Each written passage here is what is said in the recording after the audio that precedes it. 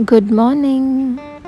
आज सकाळी नाश्त्याला आम्ही चहा आणि पराठा खाल्ला आणि मग हृदय आपली तयारी करून निघाला शाळेला. तो स्टेप्स यूज करतो आहे कारण की आमची लिफ्ट बंद आहे. लंचला आम्ही खाल्ले व्हाईट सॉस स्पॅगेटी आणि मस्त निवांत बसून मर्डर मुबारक पाहिलं.